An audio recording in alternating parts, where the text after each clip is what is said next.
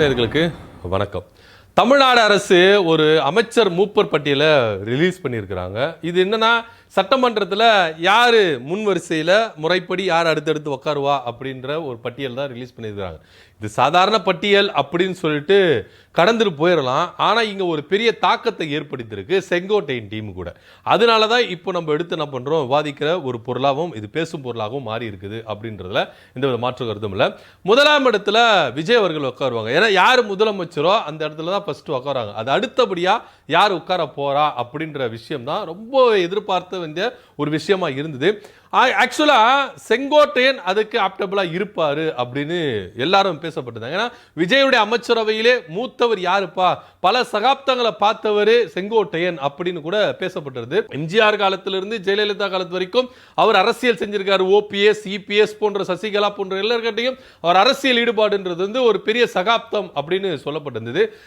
Including இவர் போயிட்டு கட்சியில சேர்ந்தார்ல, அதிமுகவிலிருந்து எடப்பாடி பழனிசாமி விலக்கப்பட்ட செங்கோட்டையன் அவர்கள் விஜய் கட்சியில போய் இணைஞ்ச உடனே இவருக்கு நிறைய ரெஸ்பான்ஸ் கொடுத்தாங்க. இன்னும் சொல்ல போனா நமக்கு ஒரு எக்ஸ்பீரியன்ஸான பர்சன் கிடைச்சிட்டாருப்பா அப்படின்னு பேசப்படுது. ஏன்னா அந்த டைம்ல தமிழக வெற்றி கழகம் இன்னும் அரசியல் வகைப்படுத்தப்படல, விஜயும் இன்னும் அரசியல் கத்துக்கொள்ளணும் இப்படின்னு பல கேள்விகள் முன்வைக்கப்பட்டது. இதுக்கெல்லாம் ஒரு முற்றுப்புள்ளி கொடுக்கிற விதமா தான் செங்கோட்டையன் அவர்கள் அந்த கட்சியில போய் சேர்ந்துட்டாரு. இனி தமிழக வெற்றி கழகத்தை ஒரு நெறிமுறை படித்திருவாரு அப்படின்னு எல்லாராலும் பேசப்பட்டது. ஆனா கட்சிக்குள்ளையும் அவர் வந்து பாத்தீங்கன்னா 4ஆம் இடத்துக்கு போனாரு அப்படின்னு சொல்லப்பட்டது. ஏன்னா பொதுச் செயலாளராக இருக்கிற புசி ஆனந்துக்கு அப்புறம் ஆதவ் அர்ஜுனா, அதுக்கப்புறம் அருண்ராஜ், அதுக்கப்புறம் தான் செங்கோட்டையன் அப்படின்ற விஷயம் பேசப்பட்டது. அப்பவே எல்லாருமே என்ன பண்ணாங்க, எப்ப ஒரு ஆளுமை மிக்க தலைவர் உங்களுக்கு வந்திருக்கிறாரு, ஒரு எக்ஸ்பீரியன்ஸான ஒரு தலைவர் உங்களுக்கு வந்திருக்கிறாரு, அவரை முதல் படியா வச்சுதானப்பா நீங்க வந்து என்ன பண்ணணும். கத்தினி புசி ஆனந்துக்கு என்ன அரசியல் தெரியும், ஆதவ் அர்ஜுனாக்கு என்ன அரசியல் தெரியும், சோ அருண்ராஜுக்கு என்ன அரசியல் தெரியும், சோ இவங்க எல்லாம் முன்னாடி வந்துட்டு செங்கோட்டையனை பின்னுக்கு தள்ளுறாங்களே அப்படின்னு கட்சி ரீதியிலும் அவங்களுக்கு என்ன பட்டதுன்னா பல அழுத்தங்கள் கொடுக்கப்பட்டது. என்னதான் இருந்தாலும் நாங்க கட்சியிலுடைய ஆரம்பத்துல இருந்து இருக்கிறோம், நீங்க இப்ப அதிமுக இருந்து விரட்டிட்டு வந்து உள்ள வந்திருக்கீங்க, எடுத்த எடுப்பிலே உங்களுக்கு முதன்மை பதவி அப்படின்றது கொடுக்க முடியாது அப்படின்னு வெட்ட வெளிச்சமா சொன்னதுனால பரவாயில்ல இருந்துக்கிறேங்க, நான் இங்கேயே இருந்துக்கிறேங்க, எனக்கு ஒரு எதிர்காலம் இருக்குது அப்படின்னு நினைச்சுதான் செங்கோட்டையன் அவர்கள் இருந்திருப்பாரோ, எல்லா கஷ்டங்களையும் சகிச்சு கொண்டு இது மாதிரி இருந்திருப்பாரோ அப்படின்னு இப்ப நம்மளால யோசிக்க முடியுது அப்படின்றது தான் நிதர்சனமான உண்மையா இருக்கு. சரி, அடுத்தபடியா ஆட்சியை பிடிச்சிட்டாங்க. ஆட்சியை பிடிச்சாலும் இவங்களுக்கு வந்து பாத்தீங்கன்னா ஒரு நிர்வாக எக்ஸ்பீரியன்ஸ் கிடையவே கிடையாது. இன்க்ளூடிங் முதலமைச்சராக இருக்கிற விஜய் கூட ஒரு எக்ஸ்பீரியன்ஸ் கிடையாது. ஆனா செங்கோட்டையன் அவர்களுக்கு இருக்கு, ஜேசிடி பிரபாகரனுக்கு இருக்கு, பலருக்கும் அந்த எக்ஸ்பீரியன்ஸ் இருக்கு. இதுக்கு முன்னாடி அமைச்சரவையில் இடம் பெற்றிருக்கிறாங்க, மூத்த அமைச்சர்களா இருந்திருக்கிறாங்க.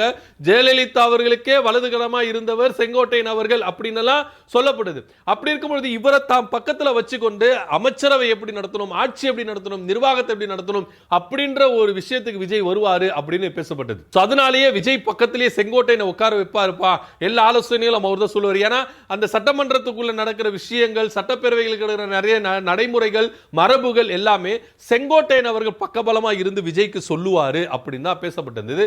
இதனாலேயே தன்னுடைய இருக்கைக்கு பக்கத்திலேயே செங்கோட்டையனை உட்கார வைப்பார் அப்படின்னு தான் எல்லாருமே எதிர்பார்த்தாங்க, செங்கோட்டையன் டீம் எதிர்பார்த்தாங்க. ஆனா எல்லாருக்கும் ஒரு அதிர்ச்சி கொடுக்கிற மாதிரி, பேரிடியை கொடுக்கிற மாதிரி செங்கோட்டையனுக்கு வச்சாருங்க ஒரு செக்கி விஜய் அவர்கள் அப்படின்னு தான் சொல்லணும். புசியானது தன்னுடைய இருக்கைக்கு பக்கத்திலையும், அதுக்கப்புறம் ஆதவ் அர்ஜுனா, அதுக்கப்புறம் அருண்ராஜ், 5ஆம் இடத்துக்கு செங்கோட்டையன் அப்படின்னு தள்ளப்பட்டிருக்கிறார். இந்த செய்தியை கேட்டவுடனே செங்கோட்டையன் டீமுக்கு பயங்கரமான ஒரு அதிருப்தி. என்னன்னா, அண்ணனை போயிட்டு இப்படி உட்கார வச்சுட்டாங்களே, கட்சியில தான் நீங்க வந்து அவருக்கு உரிய அங்கீகாரம் கொடுக்கல, உரிய இடத்தை கொடுக்கல, உரிய மரியாதை கொடுக்கல, சட்டமன்றத்துக்குள்ள ஆட்சி நிர்வாகத்துக்குள்ள செங்கோட்டையனுக்கு எந்த அளவுக்கு எக்ஸ்பீரியன்ஸ் இருக்கு தெரியுமா?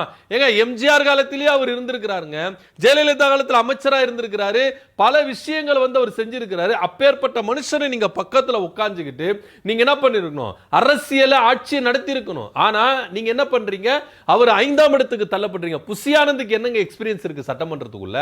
ஆதவ் அர்ஜுனா இப்பதான் புதுசு, சட்டமன்றத்துக்குள்ளே இப்பதான் நுழையிறாரு. அருண்ராஜ் எல்லாரும் சொல்லுவாங்கல்ல, இவங்களுக்கு வந்ததுப்பா வாழ்வு அப்படின்ற மாதிரி தான் ஏதோ ஒரு விஷயத்துல இவங்களுக்கு அடிச்சது ஜாக்பாட். அதை வச்சுக்கிட்டு என்னென்ன ஆட்டம் போடுறாங்க அப்படின்னு தான் செங்கோட்டையன் டீம்ல இருந்து அதிருப்தி குரல்கள் எழும்புறதை இங்க ரொம்ப பார்க்கிறோம். என்னதான் இருந்தாலும் அண்ணன் செங்கோட்டையன் அவர்கள் வயதுல மூத்தவர், இன்னொன்னு எக்ஸ்பீரியன்ஸ்லயும் மூத்தவர். நிறைய அமைச்சரவைகளை அவர் என்ன பண்ணிருக்காரு, சந்தித்திருக்கிறாரு, அமைச்சரா இருந்திருக்கிறாரு. ஆட்சி நிர்வாகம் என்ன அப்படின்றது அவருக்கு நல்ல தெளிவா இருக்கணும். அப்பேற்பட்ட ஒரு மனுஷனை நீங்க பக்கத்துல உட்கார வைக்காம 5ஆம் இடத்துக்கு தள்ள வரீங்களே, இது இருக்கை தானப்பா. எங்க உட்கார்ந்தா என்ன, 5ஆம் இடத்துல உட்கார்ந்தா என்ன, 7ஆம் இடத்துல உட்கார்ந்தா என்ன, இல்ல லாஸ்ட்ல உட்கார்ந்தா என்ன அப்படின்னு சொல்லிட்டு சர்வசாதாரணமா நம்ம கடந்து போயிட முடியாது. ஏன்னா இதன் அடிப்படையில தான் அரசு நிகழ்ச்சிகள்ல இந்த உரிமைகளும் அரசு தருகிற எல்லா முன்னுரிமைகளும் இந்த வரிசையின்படி தான் கொடுக்கப்படும் அப்படின்றது தான் நிதர்சனமான உண்மை. இப்போ முதலமைச்சருக்கு அடுத்ததா யாருக்கு அந்த முன்னுரிமை கொடுக்கப்படும் அப்படின்னா நீர்வளத்துறை அமைச்சரா இருக்கிற ஐயா புசி ஆனந்துக்கு தான் கொடுக்கப்படும். அடுத்தபடியா ஆதவ அர்ஜுனா, அதுக்கப்புறம் அருண்ராஜ், அதுக்கப்புறம் தான் செங்கோட்டையன் அப்படின்னு பேசப்படுது. இது அவங்க கட்சி அவங்க ஆட்சி யாருக்கு வேணா கொடுப்பாங்க, உங்களுக்கு என்ன அப்படின்னு சொல்லிட்டு தான் நம்மள கேள்வி கேட்க டிவி கேட்காரங்க என்ன பண்ணுவாங்க, ரெடியா இருப்பாங்க. ஆனா இது நமக்கு பிரச்சனை கிடையாது. அண்ணன் செங்கோட்டையன் அவர்களுக்கு இருக்குல்ல, அந்த டீமுக்குள்ள நிறைய எதிர்பார்ப்பு. இன்னும் சொல்ல போனா சத்யபாமா இருக்கிறாங்களா, அவங்களுக்கு எல்லாம் அமைச்சர் பதவியே கொடுக்கப்படல. ஏன்னா அவங்களுக்கு அமைச்சர் பதவி கொடுக்கப்படும் அப்படின்னு சொல்லிட்டு எல்லாரும் எதிர்பார்த்தாங்க. கடைசி மினிட்ல அது தவிர்க்கப்பட்டது. சோ அடுத்தபடியா அவங்களுக்கு வாரிய தலைவர் பதவி எப்படியோ வாங்கி கொடுத்துருவாருன்னு வச்சுக்கோங்களேன், அது ஒரு புறம் இருக்கட்டும். அடுத்தபடியா செங்கோட்டையனை நீங்க என்ன பண்ணிருக்கணும், முன்னிறுத்தி இருக்கணும்ல. ஏன்னா நீங்க இந்த பக்கம் பார்த்தீங்கன்னா எதிர்கட்சியில் இருக்கிறவங்க எல்லாமே ஆட்சி செய்தவங்க, நிர்வாக திறமையில ரொம்ப சிறந்தவங்க.